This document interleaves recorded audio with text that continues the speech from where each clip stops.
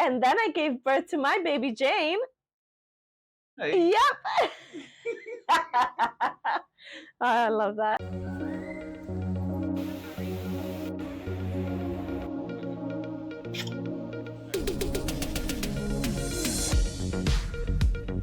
Oh.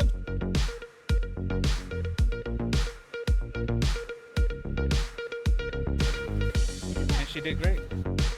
Hi, I'm Janelise, and welcome back to my YouTube channel. Today I'm feeling very vulnerable, but I really want to get this story out because I know as a first-time mom, I was like super nervous of how the experience of labor, delivery, birthing my child would go. And so I found it super useful to go online and learn about other people's experience so I could at least have something of a baseline of what to expect. So please don't take my story as the norm on what you should expect because every experience is different. But hopefully there are some things you could take away from my experience that might make your birthing experience more useful. So please strap in. This is going to be a long one. I have my ashwagandha tea to help relax me. Get your skincare done, set this up while you drive, and let's dive into the story. So I'm currently 8 months postpartum. Overall, my birth experience was a really beautiful experience. And I have to say that the epidural is a big part of the reason why my birth experience went so smoothly. If you are currently wrestling with the idea of whether or not to use an epidural, please let this be a sign to choose the right thing for you. All power to you if you can have an unmedicated birth experience. My mom is one of those ladies that had 4 children unmedicated. Honestly, I don't know how she does it. To be honest, I think that should be on her resume. Like ass-kicking woman who works really hard and knows all her shits and also had 4 unmedicated children. But unfortunately, you don't get a trophy for having an unmedicated birth experience. And that was a piece of advice I held on to. And that was one of the reasons I felt so confident about the decision to get the epidural when I did. Rewinding it back to my 3rd trimester, my daughter had already flipped into position between 28 and 29 weeks. There was literally a night where I was sleeping and I woke up with like this intense pain and pressure in my tummy, and I could feel like all elbows and knees, and just like it felt like she was doing somersaults. And I remember my mom that same week had told me, the baby's probably gonna flip in the next couple of weeks, look out for it. And that's a good sign. That means that you should be on track for a vaginal delivery. By my 32-week ultrasound, we had definitely confirmed that she was in position, head down, feet up, which is wonderful. But also during that appointment, my OB brought up the fact that she was in the 5th percentile, so she was measuring smaller than what they would have expected at that time. To be honest, I wasn't totally surprised by that. I'm 5 feet. My mom is 5 feet. My siblings are 5 feet. My husband is the tall one at 5'8". So to be honest, having a small baby, having a short baby was something I was like, yep, that probably makes sense. And in a way, I was also relieved because I am a small woman and I was not trying to have a 10-pounder. There was no way I was going to be able to do that. So even though I was prepared to have a small baby, my OB had some concerns. And she was like, on the one hand, you're a small woman, it could be a small baby. On the other hand, your placenta could be getting tired, and so the nutrients are getting to your baby. And if that's the case, we want to monitor that. So I started having weekly ultrasounds to check on the baby and make sure that she was growing on a weekly basis, which was, to be honest, it was a lot. 2 times a week for almost 2 months, going to the hospital every single week, it was a lot. However, in the end, she did grow, which was great, but she still just wasn't growing at the rate that they expected. So my OB had recommended I probably should get induced at 39 weeks rather than waiting the 40 plus weeks.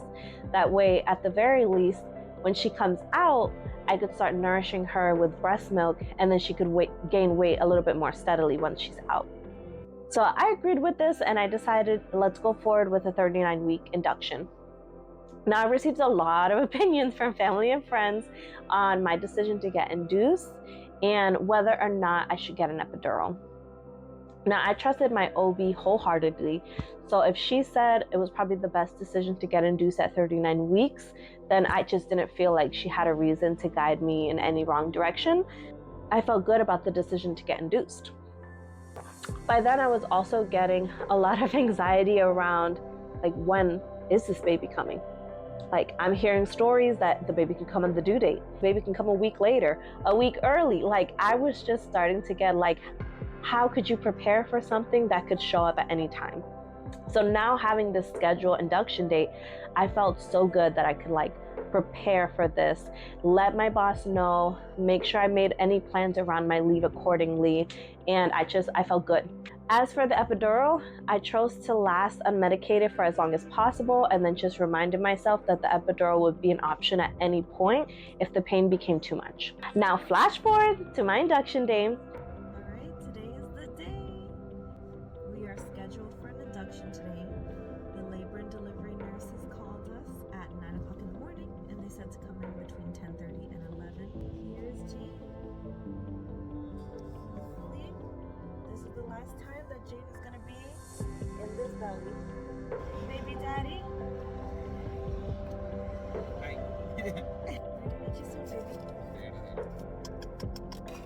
My husband and I came in fully packed and prepared to bring baby girl into the world. We were settled into a room and introduced into the care team.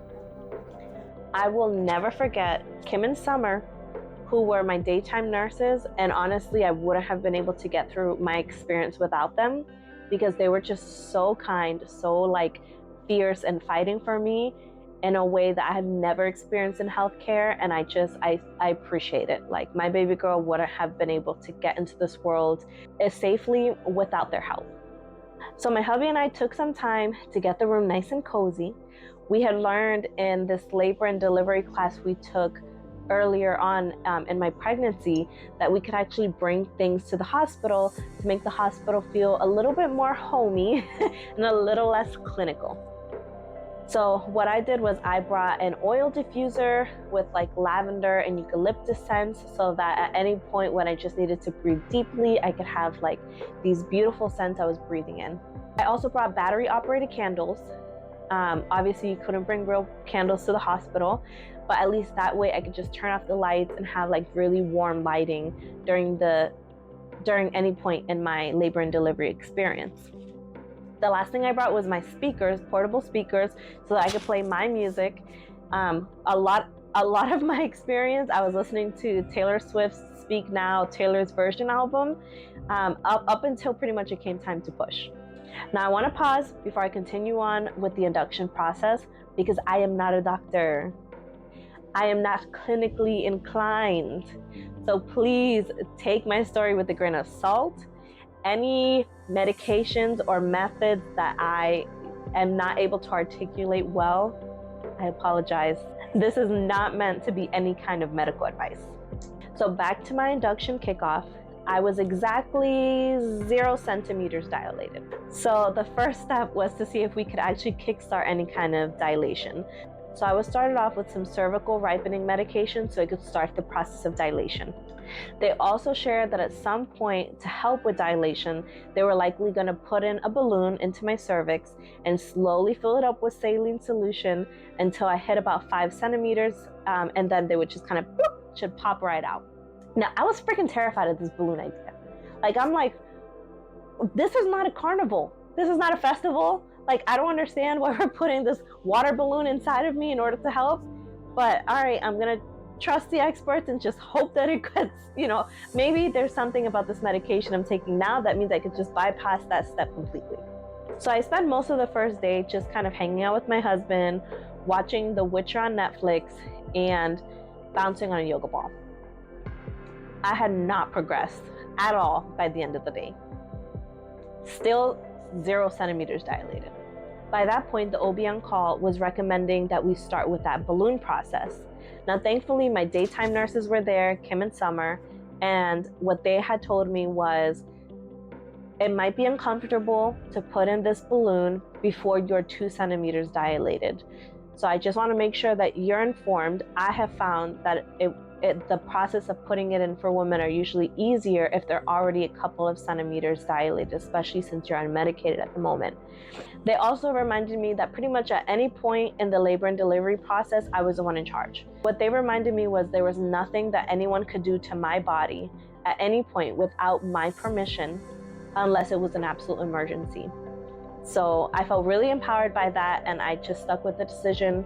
I'm not ready to do the balloon yet, but I would be willing to start on Pitocin and see if maybe that will kickstart my contractions and see if that would help with getting me more dilated. Now, here's where the story took a turn for me. By 7 p.m., the entire team was swapped out for the night staff. By then, again, I had already started on the Pitocin, and that began making my contractions more frequent and more painful. I also tried to find like pockets of sleep whenever I could, but at that point, the contractions were just hurting so much that it was just difficult to sleep. Now, there came a point after midnight where I was really struggling with the contractions.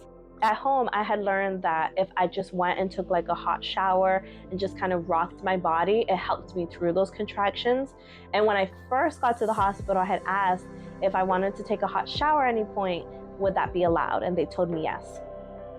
Now, in the night, when the contractions are getting bad, I'm like, all right, honey, like, get me in that shower. So my husband helps me into the shower, and I'm not even there a few minutes before the night nurse comes in and is like, you have to get out that shower. I had this monitor on my tummy that monitored the baby's heartbeats as well as contractions, but it was wireless. So I guess being in the shower, which, mind you, this is a wall that separates my dining room from my living room, right? The machine that it was like, talking to is here, and the shower was on the other side of that wall. So I don't know what about that wall meant that the device couldn't talk to the machine, but like I was literally that close. So I was frustrated because I was like, well, you're here, like, is there just any way I could at least finish my shower? And she was just like, I'm sorry, like, if we can't monitor the baby, you can't take the shower, you're gonna have to get out. So I was really discouraged because I'm like, okay, I am really going through it with pain. I am like trying to power through. This shower would have helped me. And also, it's just been a long day. And now I'm getting kicked out of the shower at like midnight. This fucking sucks. After that, she also shared that the OB on call wanted to start the balloon process again. So by then, I'm frustrated, I'm in pain, I'm fucking tired. And I'm like, listen, whatever will help get this process moving along, like, let's just do it, send them in. That is the one thing I regretted during my stay. I should not have done that. So the OB on call comes in and tries to insert the balloon in by hand. So like she doesn't put a speculum in. She's not even looking. She just sticks her fingers in and is just kind of rooting around and hoping that she could find my cervix. I remember crying out and begging them to stop because it was fucking painful. And like I tried to power through. She had gotten the balloon in and then it slipped out and she was like, oh, we're gonna have to start all over again. So I was like, no, I can't do this. She's like, well, when you're calm, we could try again. I was like, literally, we're not gonna do this and I need you to get out. But I remember afterward, I was like crying with my husband for about an hour. Like my hands and my body were just shaking. I could not stop like crying. I just felt inconsolable. Like I just couldn't believe I let them do that to me.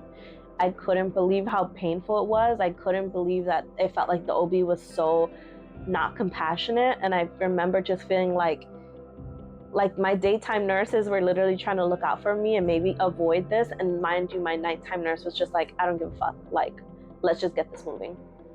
By then, I told my husband, I need you to get that epidural team in here because if anything else in this process is going to be as painful as what I just experienced, I can't fucking do this. Like, I need the epidural right now.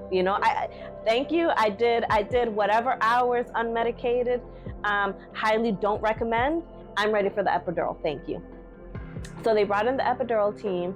They had my husband leave because they needed the area like basically free of anybody. So it was me and the anesthesiologist. They set me up and immediately I was like, whatever they pay you, ma'am, you deserve a bonus because I feel fucking great. I loved the epidural. I felt great. I didn't feel a thing after that. It was wonderful. finally, I was able to get sleep because I wasn't in so much pain anymore. So pretty much through the rest of that morning until the daytime team came in, I was just able to get like small pockets of naps, and it was wonderful. With the epidural, I was also set up with an IV to like help hydrate because I wasn't allowed to eat anymore past that point. And I also had a catheter since I wasn't allowed to leave the bed. By the time my daytime team showed up in the morning, I just remember I burst into tears the second I saw Kim and Summer. I told them everything about last night and my crappy nurse and the experience with the balloons and just how terrified I was to continue on with this experience because that was such a bad experience for me. And I remember Kim specifically looked like Superwoman. Like whoever hurt her Janelle was going down. And I appreciated that so much, to feel like my care team was actually on my side. So what she told me was, we could literally fire anybody on your nighttime team. We could give you a whole new team if you want. But if that doesn't work for you, you're not gonna go through that again. And I was like, okay, Zaddy. In that case, fire them. I want a new team tonight because that sucked. And she did. She made sure that I had a whole new team for the night, and I was so happy about that. By then, my mom also joined the mix because I was allowed like one extra guest outside of my husband during visiting hours. I was so happy to have her there. Later on in the morning, Kim and Summer came in and they were like, hey, now that you're on the epidural, you should be feeling pretty good. And so I think that now would be a good time to try the balloon again because I don't think that you're gonna feel it. And at least that way we're able to progress you without causing any further pain. So again, by then I'm trusting them and I'm like, all right, send them in, sounds good. This time the midwife on call actually came in with like a team. So she had extra support, she had the speculum, she had little goggles and shit, but she was as precise as possible putting in that balloon. And this time I didn't feel a thing. I was like, oh, this is how it should have been the first time. So from there, now that I have the balloon in, now that I have the epidural, I know that really this is just a waiting game. There's nothing else I could do. So I just really tried to take my time to relax as much as possible and sleep as much as possible during the day, because to be honest, I didn't know when go time would start. I just knew I needed to be prepared for it. My husband was in charge of the epidural button, and I've never seen him take a job as serious as this in my life. I mean, the second that it would flash green to let you know that it was time for another dose, I mean, he pressed it. There was not one single time that he missed that dose for epidural. He made sure that his woman was taken care of, and I'm so grateful for it. My nurses also brought in a peanut yoga ball, which was super helpful to kind of help me in a side-lying position and just drape my arm over it and drape my leg over it, and it kept my hips nice and open and relaxed, and just helped also take a lot of pressure off of like my back and off of my hips, and it was just so amazing. So they would like keep me in one position for maybe 30 minutes, come in 30 minutes later, and then flip me on the peanut yoga ball, so I was lying in it on the other side. So if I was on my right side for 30 minutes, they flipped me over so I would be on my left side for 30 minutes, and they kept that going for a while, which was really, really nice. And honestly, I think that ended up helping me like really relax my body and let the contractions do what they had to do. So at some point in the afternoon, the midwife came in to check on the balloon, and she was able to just pop that sucker out super easy. And you are officially 5 centimeters dilated. And I was like, all right, let's go. Yesterday we didn't do nothing, but today I'm 5 centimeters dilated. So we're making some moves today.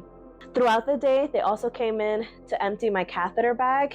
And at some point after they took out the balloon, when they were emptying my catheter bag, just as they like finished emptying everything out, boop, my water broke. And I have to be honest, in the movies, you know, it's like a waterfall, and for this it just felt like I was just constantly peeing myself and I couldn't make it stop. It just from there to when I switched over to the night team, I never progressed past 5 centimeters dilated. A new symptom that has shown up by then was all of a sudden I started having the shakes. So like my hands and my arms would just randomly like break out in shakes, and there was nothing I could do to stop it. It just would just show up and go away. By 8 p.m., again, I'm just like, all right, I haven't progressed. I'm still 5 centimeters dilated. So I ended up sending my mom home, and I'm like, go home, shower, I'll see you tomorrow. And I said, and I quote, it's not like the baby is coming tonight. So I'll see you tomorrow. Boy, was I wrong. I had no idea things could move so fast. So after my mom left, the shaking in my hands just kept getting worse. Like it was just happening all the time. And it wasn't even that I was cold, it just kept shaking. I started also having this sensation like I was gonna poop. So I had this pressure in my rectum that just got like really intense, and then it went away. So pretty much from like 8 to 9, my room sounded like, I know I didn't eat today, but I really have to poop. And then a minute later, I'd be like, never mind. And then several minutes later, I was like, actually, I do have to poop. And then a minute, I'm like, never mind. And then again, I'd be like, okay, this time I'm gonna poop myself. And then a minute later, I'm like, what the heck is happening? Like, why do I keep feeling like I have to poop? At 9 p.m., after an hour of this crazy pregnant lady yelling about how bad she has to poop, the midwife on call comes in and checks to see how dilated I am. This is the part that to this day, I was like, I don't understand how this happened. She checks me and she goes, hey honey, I could feel the baby's head. And she pulls out her fingers. She's like, I only got this deep. I can feel the baby's head. And I'm just like, what? Apparently the pressure I was feeling in my rectum was not poop. That was my baby's head getting into position on her way out. Y'all, I was not ready. I was not ready. I just went from, hey mommy, go home, I'll see you in the morning. Me, I'm about to nap all night, LOL, to we need to get this room in position to push. Like you need to start pushing pretty much right now. At that moment, I had asked my hubby for 2 things. 1, call my mom and tell her to turn her ass around and come back home. And 2, play that album from Bad Bunny I like. I have no idea what possessed me to be like, I'm about to start pushing. You already know I need some Bad Bunny in my life. But yeah, that was the album that was playing when my daughter came into this world. I don't know what that's gonna mean for her childhood, but I'm super excited to find out. So the care team deconstructed the bed in record time, and next thing I know, I have the midwife in between my legs, my husband on the right side holding my right leg, the nurse and a resident holding my left leg, and they're like, all right, honey, you are the star of the show. So the midwife asked me to wait until a contraction hits and do my first push. So I do a small push because, mind you, it still hasn't set in that like I'm really about to have this baby. And I didn't really believe the doctors when they said the head was right there. I'm like, sure, buddy. I know that this takes a long time. There's just no way that the head could already be there. So I do this small push and my husband's eyes pop out of his head and he's like, baby, the head is literally right there. Like I can see the hairs on her head. You gotta push. So I'm still in the middle of a contraction and I do another push. Even though everybody in the room is cheering me on, the only person I hear is my husband. And he's there holding my leg like, that was a great push. She's coming out, honey. You are so strong. You could do this. You're doing amazing. And me, I am eating that up. I wait for that next contraction and I'm just thinking like, you think those pushes were good? You ain't seen nothing yet. You ain't seen how I could push. I literally grabbed my left leg from the resident and the nurse and I'm like, y'all can't handle this. And I start pushing like a mad woman. The only way I could describe how I pushed was back when I used to do weight training. I used to do like leg extensions with like 100-pound weights. And if anybody knows anything about like when you're doing leg extensions with heavy weights, you gotta do everything in you to like hold in your bladder because sometimes you're pushing so hard you feel like you're gonna pee yourself.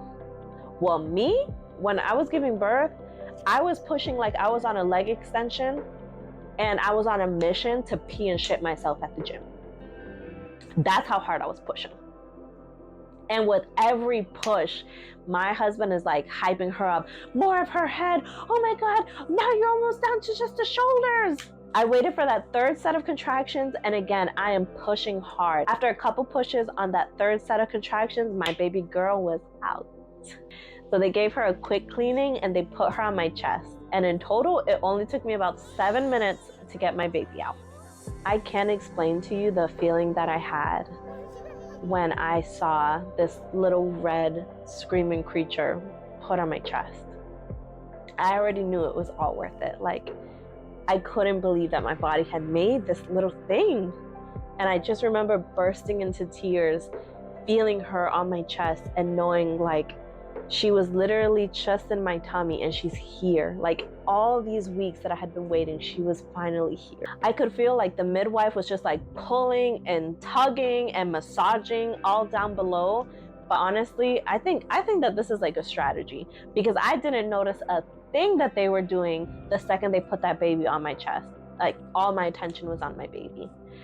Later on, my husband told me I had a small tear from the pushing, and so what they were doing was giving me a couple of stitches and then also help massaging my tummy so I could deliver the placenta successfully. I was super, super grateful because I've heard all kinds of horror delivery stories, and that was not my experience. Obviously, there were points during my labor and delivery that were difficult, but especially once I got the epidural, I mean, I just wish that I had gotten the epidural sooner. I wish that I didn't try to be so tough, because I think if I would have gotten the epidural sooner and just not had to worry about the pain, and all I could worry about was relaxing and allowing my body to do what it was naturally meant to do, I think that I would have gone through this experience with a lot even more smoother than the way I had it. So the nurses helped me latch my baby onto my right breast so that she could breastfeed for the first time. And I just remember never feeling more one with nature. Like I felt like I understood the universe. I know that sounds crazy, but it just felt like my body created life for the last 9 months and then went through this beautiful experience to deliver her safely into the world, and then put her right back where she belongs on my breast, and then feed her with my body. Like I just felt like Mother Nature incarnate. It was just so beautiful.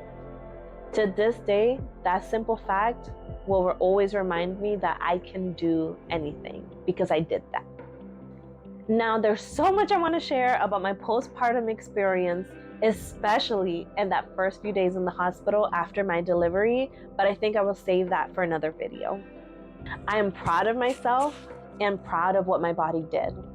And for you mamas who have been through this experience, I am so proud of you. And for you mamas anxious about this step in your journey, just remember that you are strong, you are perfectly made, and you got this. I am rooting for you. If you have any questions or you want to share a little bit more about your birth experience, please put them in the comments below. Thank you for listening, and I'll see you in the next video. Bye.